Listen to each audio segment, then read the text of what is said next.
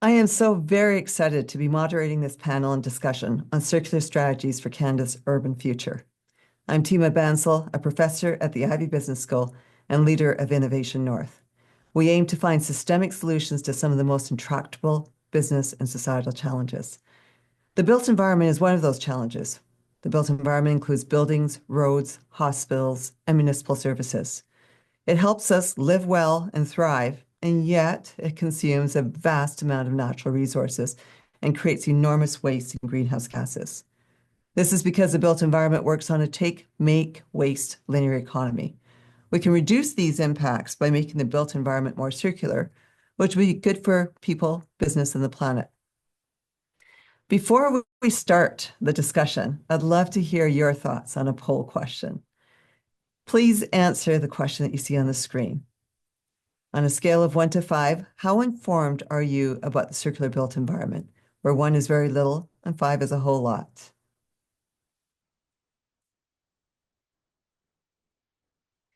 While we're waiting for the answers, I'd like to set the stage for this discussion with some provocation. Only 2% of the Earth's surface is covered by the built environment, and yet it consumes over half of the natural resources and emits 70% of global emissions. Part of the problem is that we build buildings for today, not for tomorrow. Developers profit from developing new land and from tearing down old buildings and building them back again. As well, we North Americans love new buildings, so we give developers the excuse to tear down the old and build new. Finally, we build infrastructure for today's needs, not tomorrow's. COVID-19 made this very clear in the vacant office space.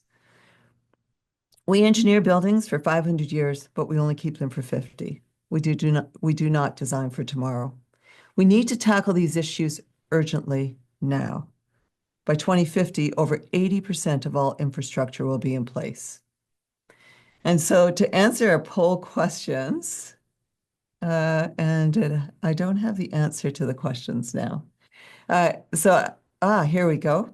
So the answers to the poll, 8% are very informed, 8% for, and 42% sit in the middle. 24% are a number 2, and 17% are really just learning. So that's good to know. There's lots that we can discuss here that span the range.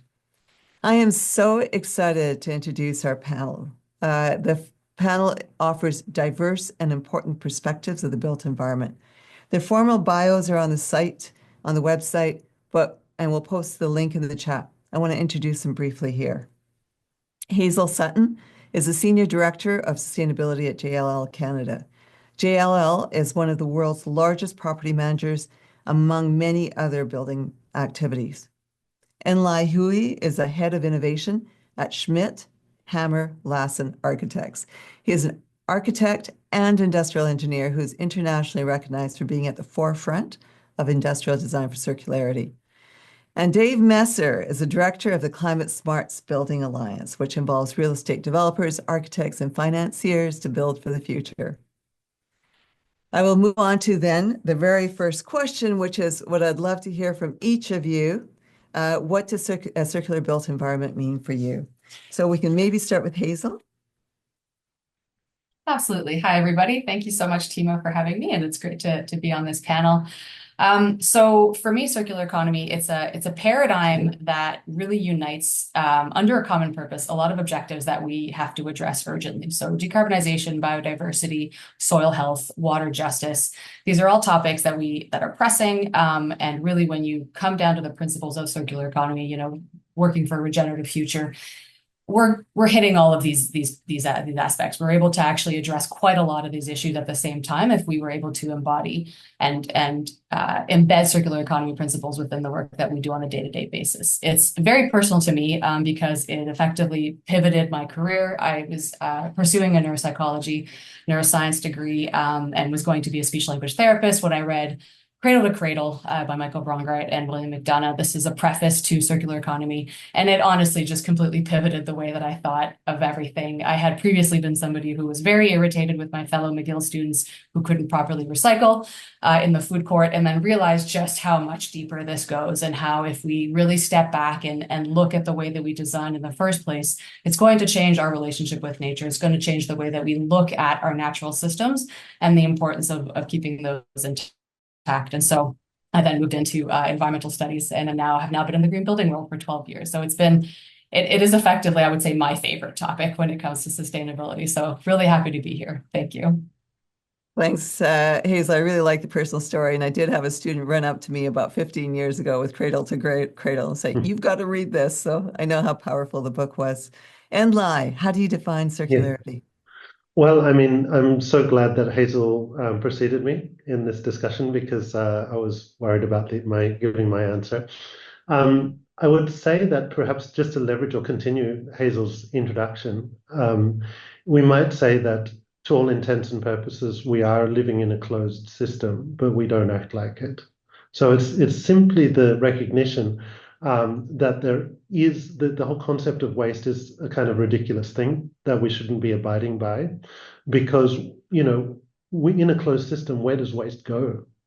And that's a sort of almost a philosophical question, but it has practical implications. Then when we start to understand that, okay, Michael Braungart and Bill O'Donnell, who wrote Cradle to Cradle, started to define a different paradigm, which is not just the sort of biological circularity, but the technical nutrient circularity, and the recognition that we're doing things like mining and creating synthetic products that can't just go back in the ground. So how do you deal with that? And what are the levels of practicality? And I feel that it's really important to understand an order of priority in circularity, where the best thing you can do is the least possible to the existing built stock, for example, in the AEC industry.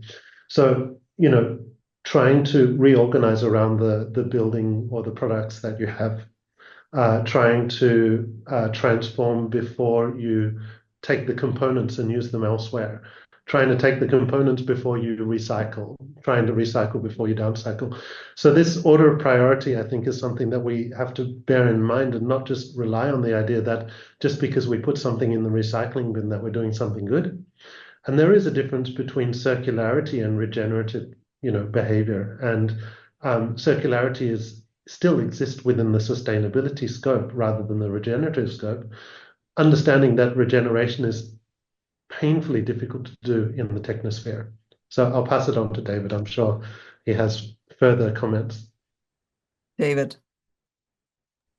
Yeah, I mean, those are two really great overviews from Hazel and Enlai.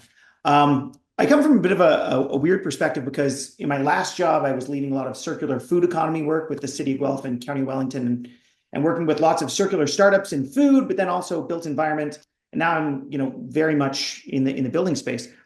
And so I think across, every sector, we're looking at, designing out waste. We're looking at, the things that we have. How do we reuse them? How do we extend the life?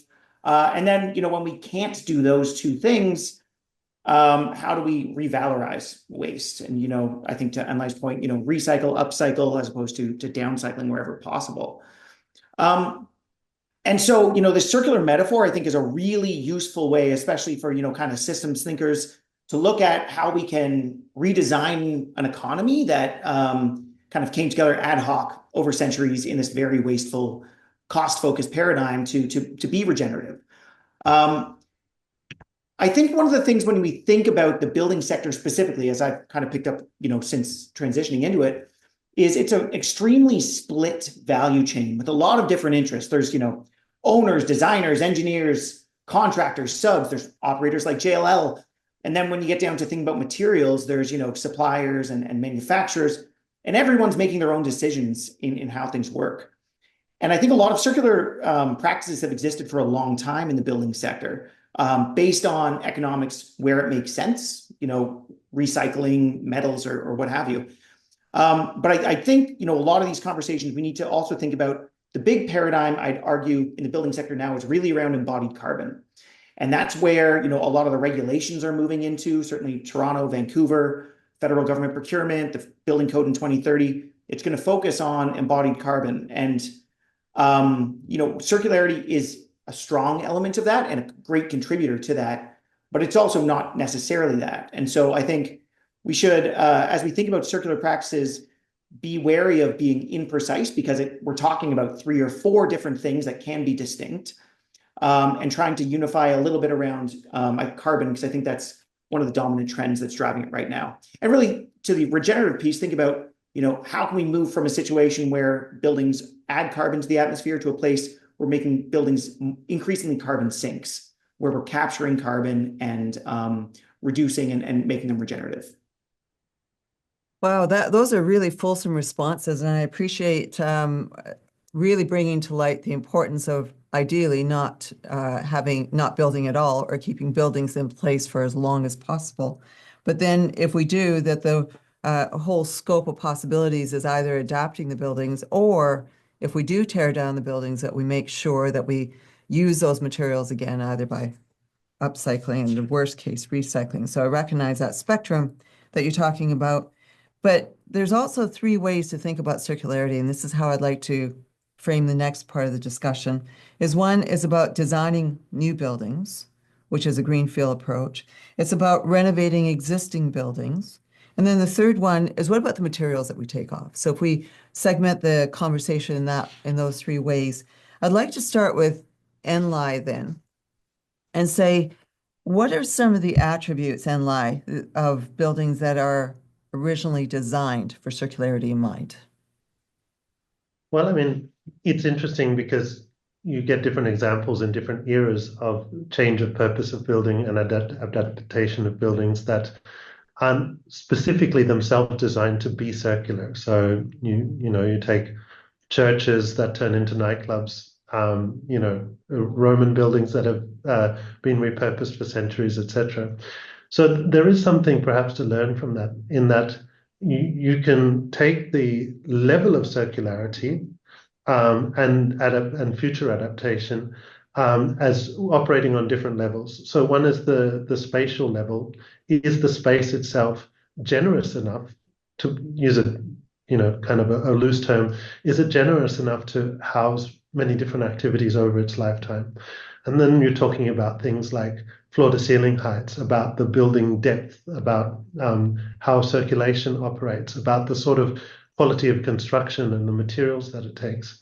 And so you can design things that are adaptable without going to the point of design for disassembly. But of course, when we design, it's also really important, especially I think this is quite a trend in the Netherlands and Scandinavia, etc., when you do an architectural project, to actually prove it in multiple futures. So it was designed for purpose A, let's say it's an office, but we have to prove it that this building floor plan, its essential spatial structure, can also be used as a residence or a hotel or labs or something else. And this trains the designer to think in a non-deterministic way, but it also allows you to start designing elements and components, so that when and if that transformation has to happen, how does it actually happen? And that's where things like separable components, using natively separable materials, or certain components that can snap on and snap off, or parts of buildings that can be harvested and resold. That comes back into the sort of material and component level circularity question. So, Enlai, what you've said almost sounds like a no-brainer, right? That we would have, when we think about designing a new space, that we think about multiple uses for that space. Then the obvious question is, why don't we do it more? And I know that you've got experience in Europe and in North America. In North America, we don't go through that same sort of interrogation in the original designs. I think it's somewhat a trend in education that's relatively recent. And I think it really started with Cradle to Cradle and the thoughts that, spun off that with, groups like Ellen MacArthur Foundation. They're relatively new trends in the architectural space. But I mean, it obviously, retrospectively, it kind of makes sense. But it's worthwhile saying, and I think David sort of alluded to that in some way, that the way that our building industry has grown into its current form in a sort of linear economy really the whole system from insurances and warranties to how you get money lent to what a life cycle cost is used for and how much capitalization and maintenance play out in budgets. I mean, there's a range of things that are really, really geared towards new build and waste, where if we really took life cycle costing and multiple future lives seriously, then it wouldn't make any financial sense not to build for adaptability. It's just that there's these weird machinations that have streamlined the ability to separate costs in a quite a perverse way. So we have this economy that is very locked into this linear form, and we can design for adaptability at the front end if we have new designs. I get that. But then just a very brief answer to this, then how can we change the buildings that are already there that become more oriented towards circularity? So the existing building stock. That's a good question. I feel like, I mean, we're working a lot on that.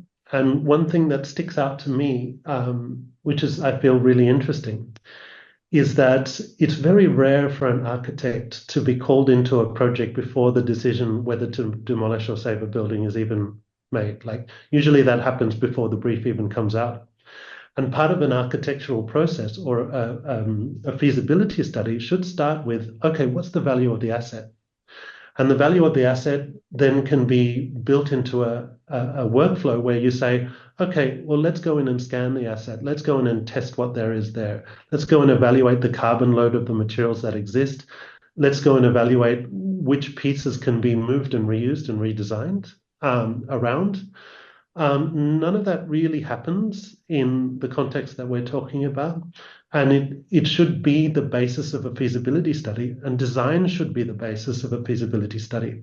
Because, okay, you can map an asset, but without a very clear understanding of, okay, what would be a profitable alternative scenario? Or what would be, should we add a few floors to make it, better for this? Or should we subtract some space to get some light in?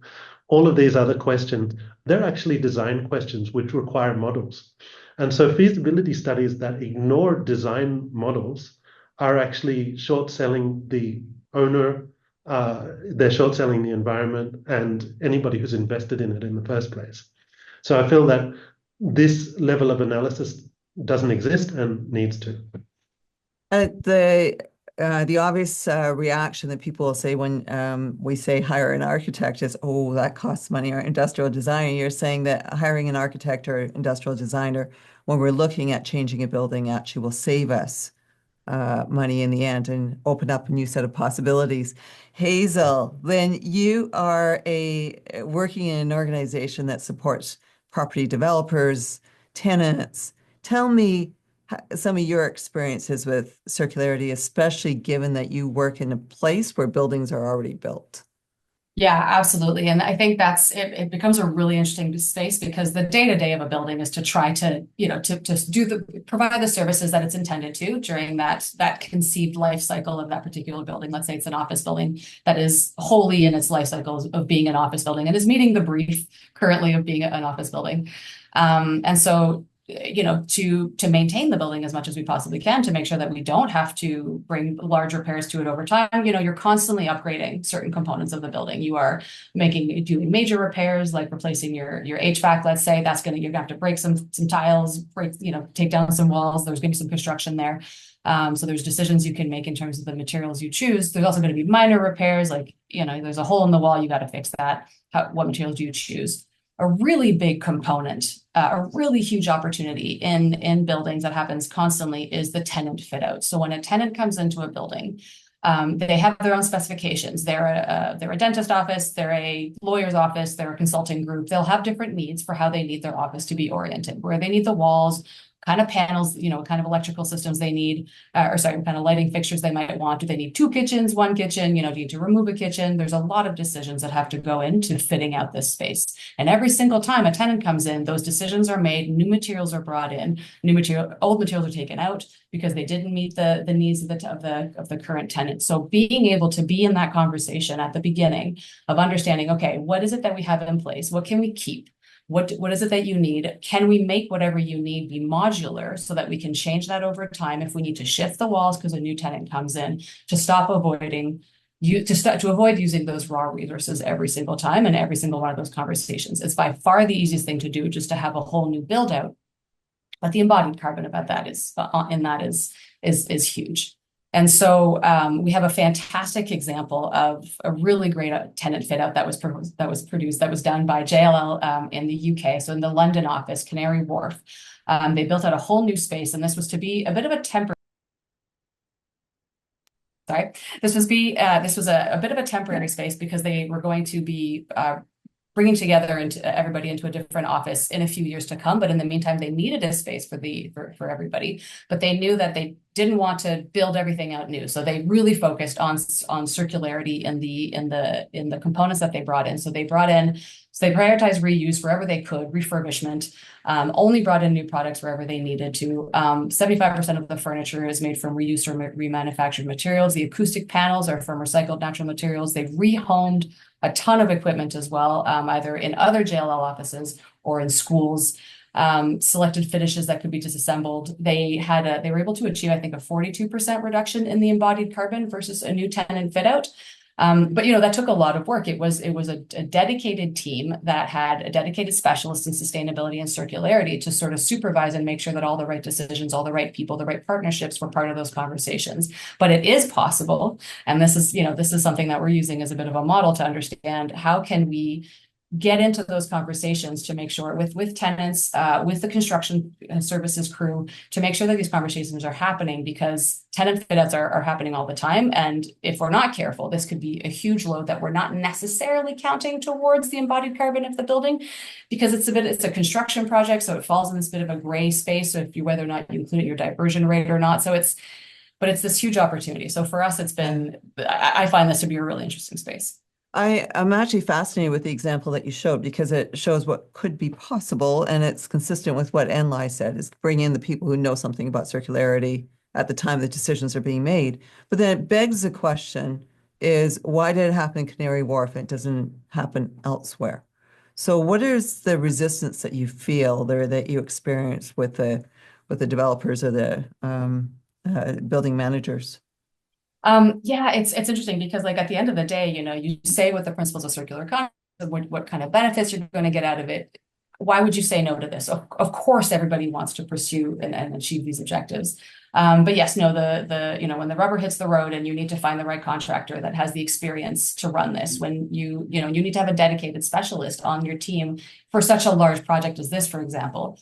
So having the right people in the room at the right time, to Enlai's point, is a huge part of that. And sometimes these discussions have already happened. The tenants have already decided what it is that they want, and they're not open necessarily to these discussions, or they are, but it's faster if you start with raw material. So it's about trying to find a way to match the right stakeholders with each other and to make the job as easy as possible to make. This is something that I learned from Cradle to Cradle, is make the right decision the easiest one, and then everybody's going to be on board. You don't need to educate or convince anybody. It's just the most obvious, cheapest way to do things. And so that's the objective here. But no, it's a question of awareness, of education, but also just of having the right resources and partnerships set up. And we were having a conversation prior to the panel starting about, we're all in a bit of a different space, and how do we all join up to create these networks that make it easy to get the products, the materials that you need in the moments that you need them. Yeah, I love that. And I can tell that, David, did you want to weigh in on this question as well? I mean, I can feed in a little more around the materials side, but I think to your point, about a third of building emissions come from interiors. And I think that's often ignored when we talk about sort of circular solutions. So much of these emissions come from how we decorate. And that's an easy place for a lot of circularity to happen, be it, carpet tiles, ceiling tiles, furniture, all of this stuff that, if we create the businesses and the infrastructure and the systems to support it, can be a pretty easy substitution for what's currently happening. So how can we create, David, then these markets or these opportunities to reuse those materials, those interior materials? I mean, I think to Hazel's point, there's a bit of a cultural thing on the side of the building owners. I think we need to help it scale up so that it is easy and reliable. Because, the most expensive thing anyone can do is run around town to see if you can get ceiling tiles from, 3 or 4 little small businesses, where if there is, I think to your point, Tima, a centralized infrastructure to support this, where you can reliably get these things you need, then it can happen. But I think with so much in this sector, material, it's about performance and availability, as much as it's about cost, that need to be met. And so if we're not hitting those first two, the cost doesn't even matter. Yeah. Some of the things that I'm hearing very clearly is that we have to, builders want to be on time and on budget, which causes a lot of resistance. I'm hearing that we need to have the right people at the right time, which is often hard because we have right people, but maybe not at the right time. And it has to be easy, reliable, and perform well. And those are all fairly high bars, especially when you start to hurdles, I should say, especially when you try to look at internal materials. Anything else that you want to add, David, on either the new builds, the changing existing buildings, especially since you work with so many different actors across the system, that you think can really help to mobilize circularity? Well, I think if we think about the material side, I think a lot of circularity has been happening for a long time. And I think there are opportunities to scale it up. But I mean, if we look at concrete manufacturers have been, inputting steel slag and fly ash for decades as a low cost substitute for cement into their mixes, which now, of course, they're marketing as green concrete, which is true. But even though there's challenges with that as the steel industry decarbonizes. But so there's lots of circular opportunities there. Asphalt, there's lots of recycling already happening. Most of the steel you get in a building right now has recycled content, and some is even getting to the point of being net zero steel with very, very high rates of recycled content. Gypsum board manufacturers, there's all sorts of gypsum board manufacturers who desperately want old gypsum board that they can recycle very easily and make new gypsum board out of. But there's a real challenge in getting that stuff, in getting the materials that you can upcycle.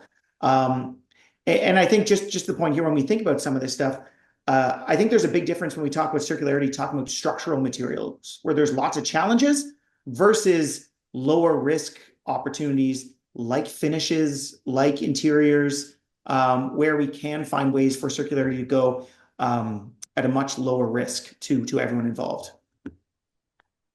But it begs the question, David, that if gypsum users of gypsum want more gypsum upcycled, why can't they get it? Why are the materials so hard to find?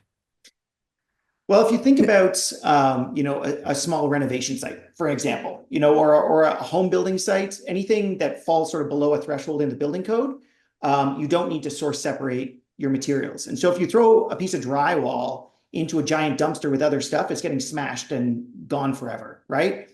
Bigger sites, they might put an individual board to capture gypsum board, but not consistently. And same things with, similar ideas with clean wood, clean aggregates, things like that. Because when you can get a clean supply of materials, then you can find innovators who can use it and turn that into new businesses and new value. But getting those clean supplies, I think, are really essential. And I think, another piece is like the investment in the infrastructure for this space to happen. Ellis Don and PCL are doing a huge renovation right now on Center Block in Ottawa. And part of that job is transitioning, the current site down to its dimensions in the 1917 drawings, which means they're taking out parts of the building and relocating space underneath, et cetera. But all the steel beams they're taking out of the building that from that renovation are now in a field in Ottawa where they're being saved to be used somewhere else in the project. And they don't know where because it's, a 10-year massive engineering project. But, that's going to be an amazing circular story when it happens, but it's only possible because the government of Canada they want to do it. They have the resources to put all that steel in that field, which no other building contractor has. And to really make that go. So it just speaks to what we kind of need in that infrastructure to actually create that supply or create that demand at the end once we get the supply happening. It all has to happen at the same time. Yeah, the timing is critical here. You said it was a 10-year project, so that means that they have a 10-year lifespan when they're thinking about this, that they can think a bit more about circularity. But Hazel, a lot of the folks that you work with don't have that kind of time span, right? So how do you get procurement, like what David's talking about, to work for these organizations that are looking for instant purchases? It's a great question. I'm not going to pretend that we have solved this by any means. And so we're part of all of these different communities that exist across Canada as well for circularity to encourage these discussions on how we can solve this. So, one piece, yes, procurement absolutely plays a gigantic role, because if you can specify, if the people who know and have investigated this and understand what the corporate mission is or what the objectives of an organization are to make sure that we're reducing our embodied carbon, for example, and we want to reduce all the waste there is no waste, as Enlai, you reminded me, the concept of there is no away that doesn't exist. There's no away place in the world. In any case, procurement provides us with that opportunity to create the guidelines that are going to specify what others should be procuring as much as possible. And so the job here for example, of my team is to try to make that as easy as possible. So we've done the investigation, we've done the research, we've been looking into, what we can specify for what.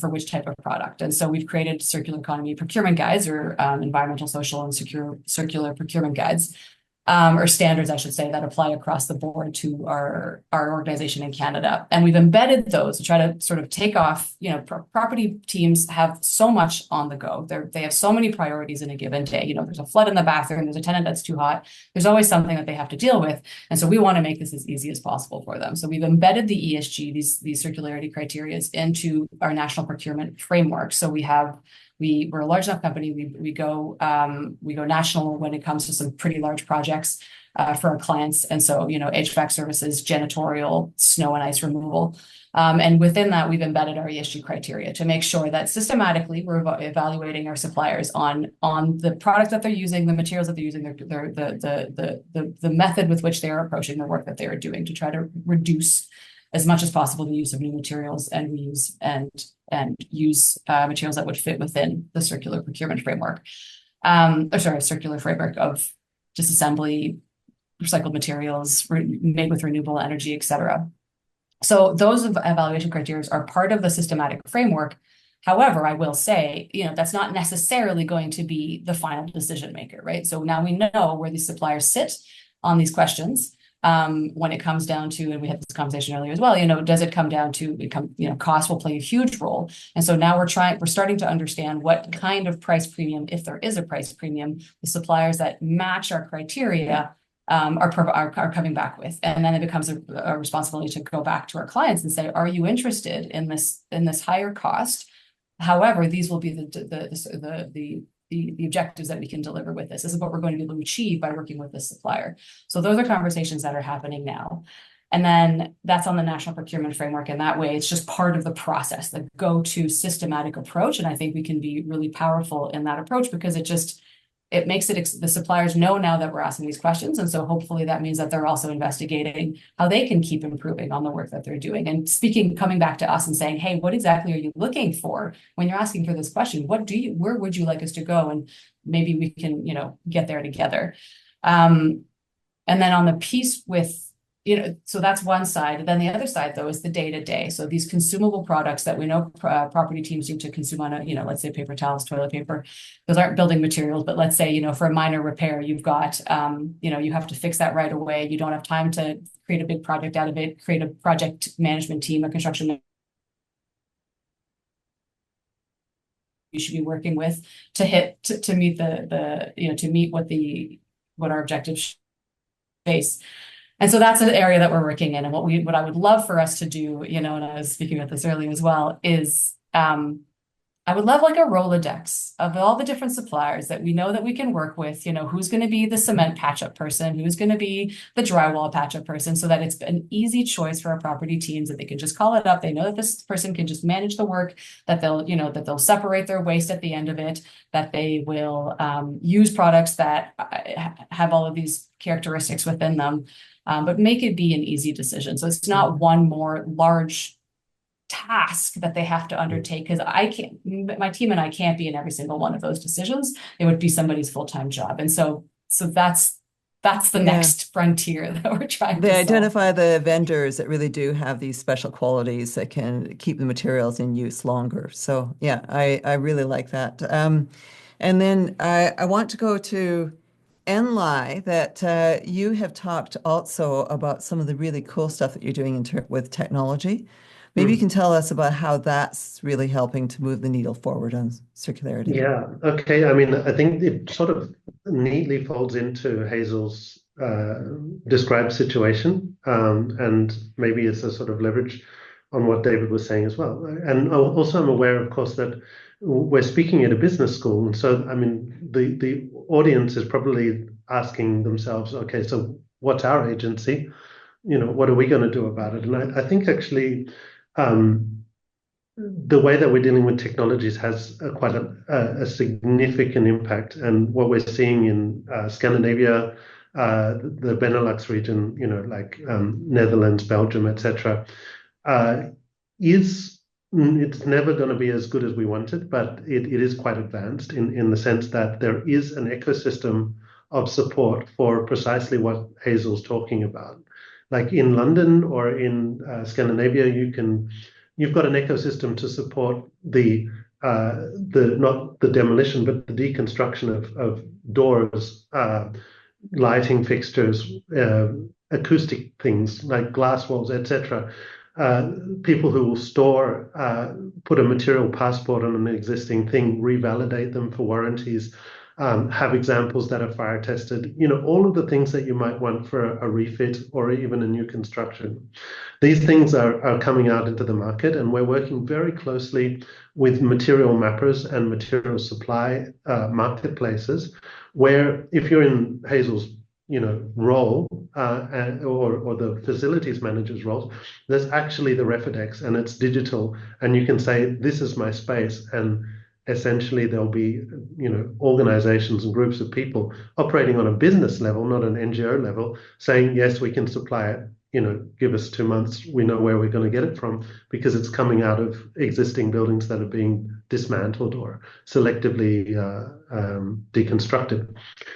The question in Canada, of course, where if the infrastructure isn't there, and of course David is talking about a material recycling or downcycling infrastructure, and what we're seeing in Europe is as a component level circularity, which is one level up, and of course what you want to get to is building transformation, which is a level above component circularity. So to move up that sort of food chain into the least you can do for the greatest effect.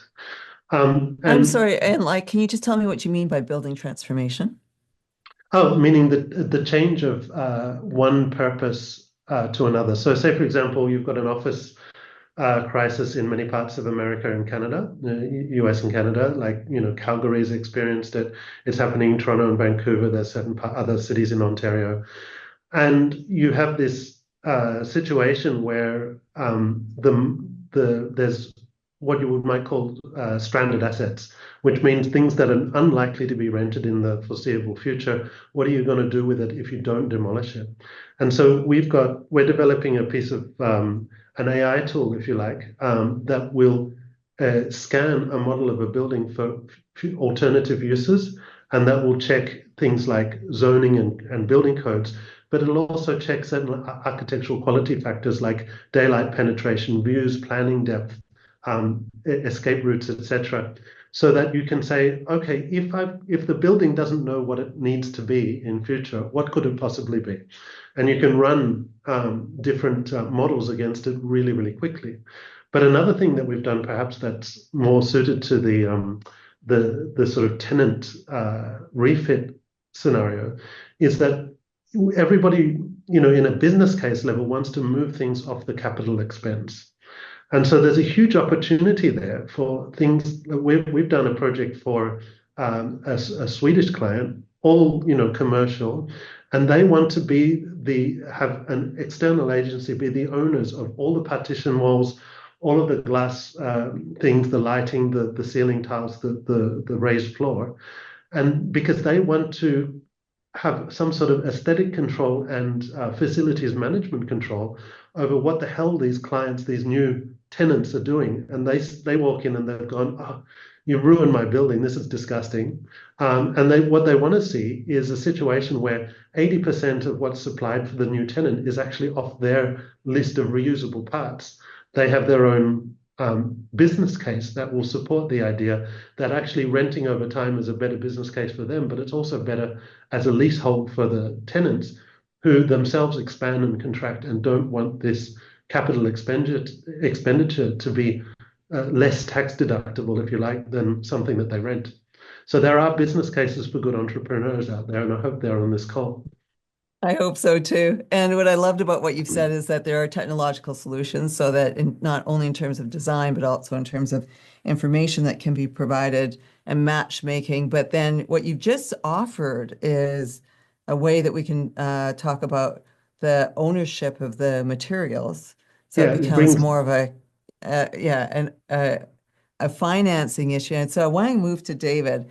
And I know, David, you've got some experiences on the insurance side too, which also moves us towards a more financial piece of the equation for solutions. Yeah, I mean, I think to Enlai's point, one of the challenging pieces with circularity or investments in materials that can be reused, especially structural, it's no one thinks about who's going to own it in 100 years when we're all dead, right? And I think there's maybe in Europe there's a broader mind frame, and I love his point you mentioned earlier about designing for possible futures, which we don't really have here. But to your question about insurance, I think insurance underlays so much of this. It underlays everything in civilization, really, especially high risk things like the built environment. Really, it doesn't matter if it's legally allowed. If you can't get insurance to do it, you're not going to do it in a lot of cases. I'm doing some work in the mass timber context, and mass timber, while not created circularly necessarily, the way it's assembled modularly, it increasingly on common grids, it has the potential to be deconstructed easily in the future, where those pieces of wood can be taken and used in other applications. So I think it's really positive. But what we're seeing right now is insurance rates for course of construction for mass timber buildings is about 6 to 10 times what it is for concrete and steel. And there's a lot of reasons for this, but a lot of it is the risk perception and limited data, limited experience, and an insurance industry that has, I think, less of a risk tolerance now than it used to. So I think thinking about how we approach circularity, thinking about the perception of risk, and certainly like that heightened level of risk that insurers use is a really useful thing. Another thing I'll just mention too is that when I was with the city of Guelph, we launched a lab focused on the built environment called the Zero Waste Economic Transformation Lab that was funded entirely by the cooperators. And their whole reason for wanting to do this as an insurance company is that they're putting billions of dollars in material that they own every year in landfill as a result of claims. So basement gets flooded, that material comes out, you get paid by your insurer, they own all that stuff. So I think they're a really, interesting partner in all this space because they play a big role in the risk that we can take in the built environment, as well as where some of those materials can go because they have a unique ownership stake. Fabulous. And I love all these solutions that you all give us some optimism and also think about the agents that can actually make these happen, whether they be entrepreneurs or insurance companies or property managers. I have a question from the audience that I'd like to pose, and any one of you could tackle this. How do we combat or collaborate with industries who produce virgin materials, cement and mining industries, for example? Any takers on that question? I'd maybe argue that all of those industries themselves are working towards net zero. And I think, they're going to be part of the chain regardless as it evolves. And so I think there's work in working with them to evolve practices. We're going to be using virgin materials for a long time. Canada needs to build 3.5 million homes, and there's not enough deconstruction happening. So I think it's a matter of working with industry as we grow and evolve to develop the new solutions that reduce emissions, Scope 3 included. Enlai, I have a question for you. Okay. One of the things that fascinates me about your experience is the fact that you have this European orientation. So we have a audience member that has said that you talk about Holland and Scandinavia, where circularity is sort of the rules of the game, right?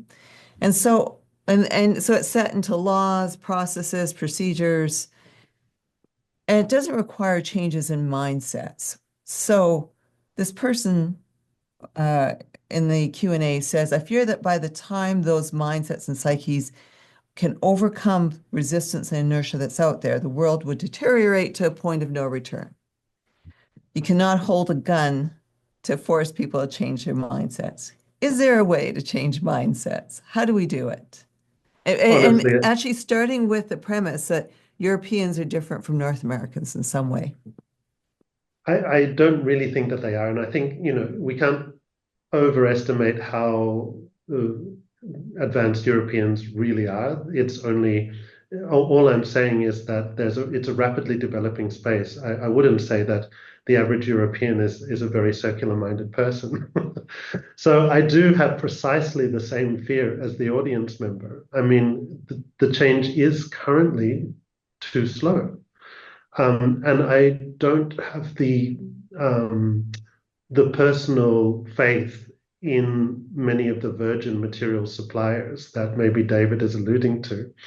I think that carbon offsetting as a way of reaching net zero is a flawed game. And I think we should be looking at ways of creating real zero, but not at the expense of the environment as well, because many of the areas that are on paper approaching zero, either net or real, are creating enormous, and David will probably back me up on that, enormous land pressure. So you take, the average monoculture of timber production in forestry or even in food or whatever. This creates often very negative effects on the biodiversity of a region and the soil health.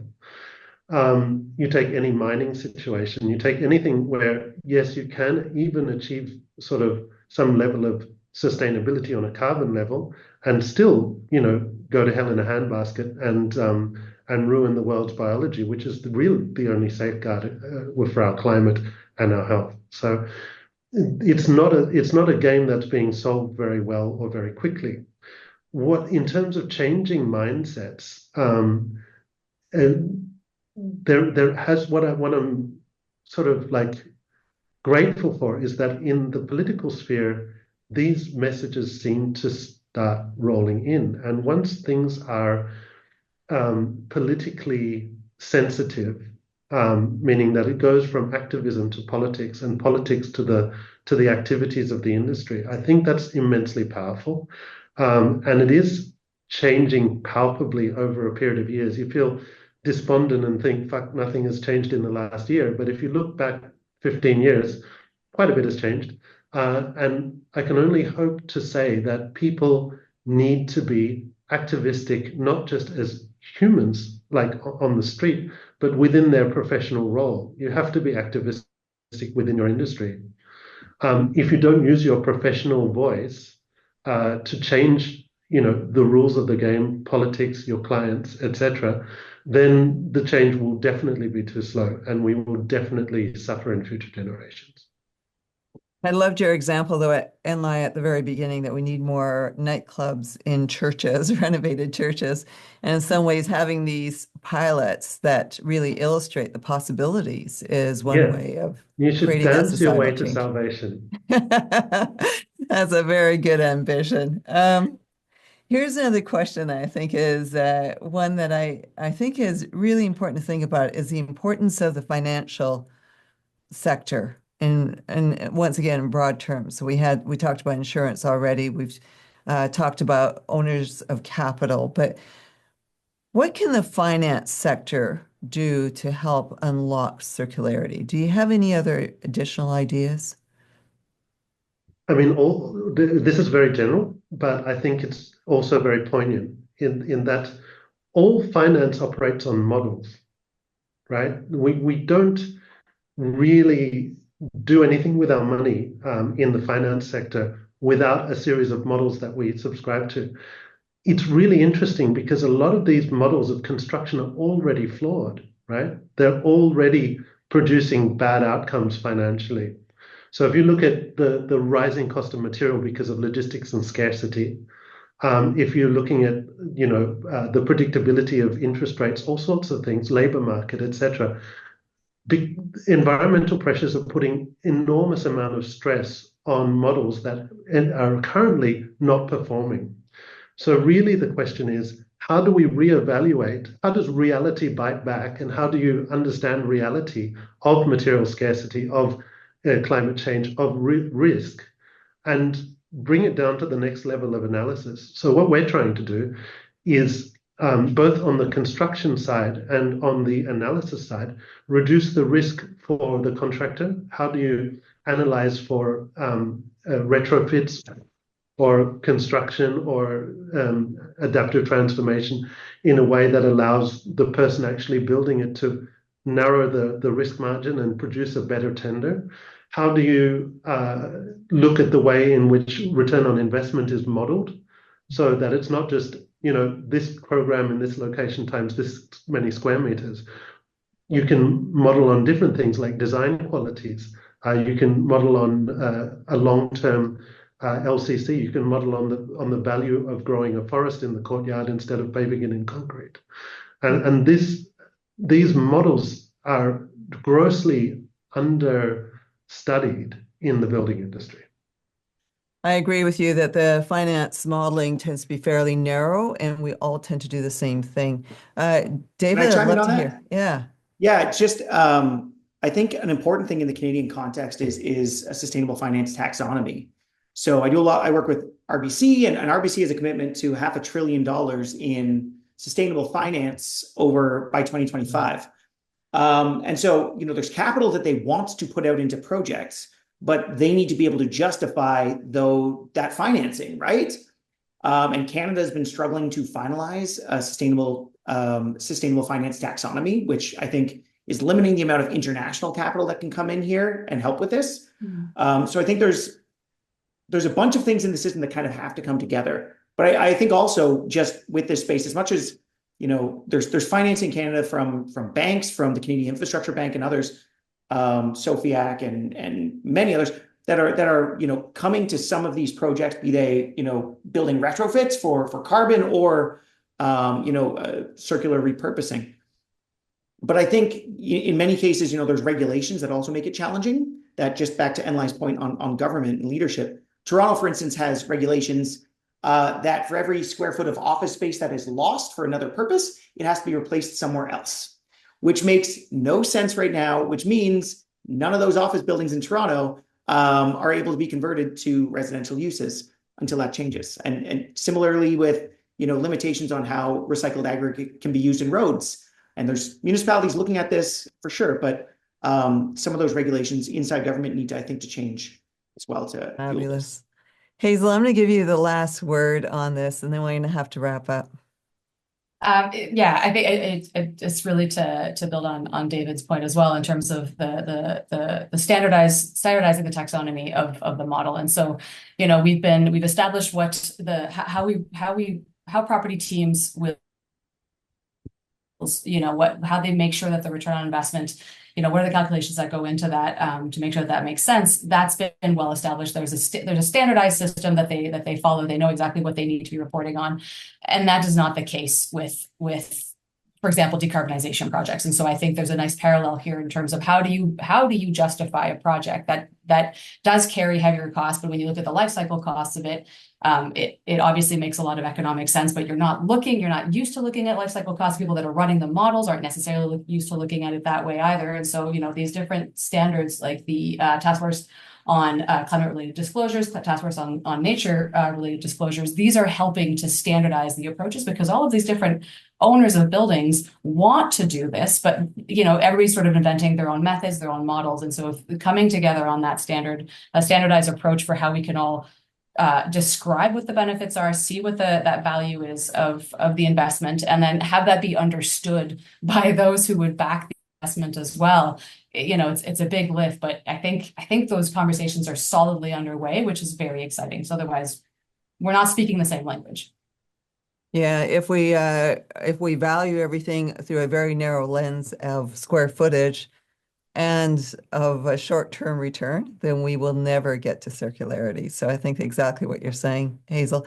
I have to say this conversation has been truly enlightening, and I really don't want to wrap up, but I do have someone that keeps tagging me that I have to finish by 1 o'clock, so Eastern time. So as we come to the end of today's discussion, I really want to thank our three panelists, Enlai Hooi, David Messer, and Hazel Sutton. I think you guys have really enlightened me, and I expect the audience on what it means to have a circular built environment. So thank you for sharing your time and your expertise on the topic. I want to thank everybody who joined us online as well, and from wherever you are around the world. If you'd like to revisit the conversation, you can many, many times over and over again, because we'll send you a video link next week so that you can watch it and send it to your friends. Don't forget to mark your calendar for the next Impact Live event. It's called the Leadership Challenge, Tackling Trade-offs and Tensions for a Sustainable Future. It's on October 3rd, and it has a panel of leading experts. They will explore how to navigate the polarizing topics in the workplace, especially around ESG. It's a discussion you don't want to miss. And then please consider joining us for the Innovation North event on October 29th. The link will also be posted on the chat. We will cover 4 different disruptions, including the future of work, AI, environment, and sociopolitical whiplashes. And then finally, after this event, you'll have the opportunity to complete a brief post-event survey, and we have an incentive for you, a $50 Amazon gift card. So please fill out the survey and potentially win. Once again, thank you for joining us, and we look forward to connecting with you again soon.